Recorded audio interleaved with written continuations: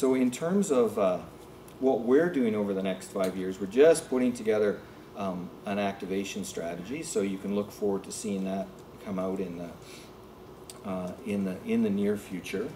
In that activation strategy, we have. I'm going to try and use the remote here.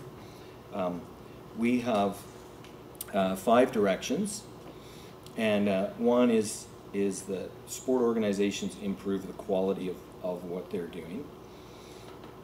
And then, just want to make sure this works, that we do align and integrate, that organizations work together, and that we do that in a purposeful way. That sport collaborates with sectors.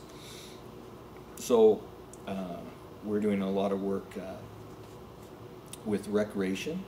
And how many of you are recreation professionals in the room? That's great.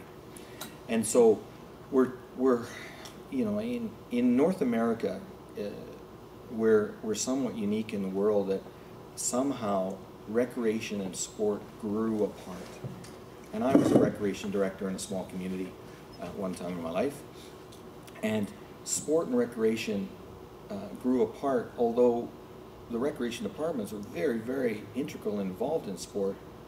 And I've presented to recreation, the recreation community on a number of times, and I mean, I've got comments like, you know what, Richard, I love everything that you say, it's all great. It's just too bad that you use the word athlete. And it's too bad that you use the word sport. Other than that, you know, I love everything you say. It's like, man, how did we get to this place that saw sport as being that bad? And again, let's be honest. There's a whole bunch of sport practices that are bad, and that we've got to get rid of. And advancing physical literacy is critical in that direction. Then there's knowledge development, continuing to develop the knowledge around this area.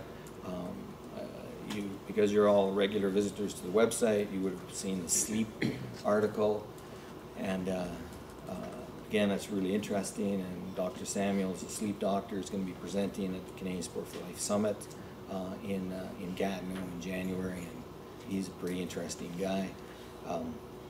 We're working on a LTD and mental training, and so that's a new one that's going to be out soon. So continuing to develop knowledge, and then trying to mobilize that knowledge, get that knowledge out, and obviously you because of how many people put up their hands, you are the agents of mobilizing that knowledge. So we'll continue to try and develop it and provide it, and we really you know, we're all in this together. We're all part of the movement, and you mobilizing that knowledge is so critically important.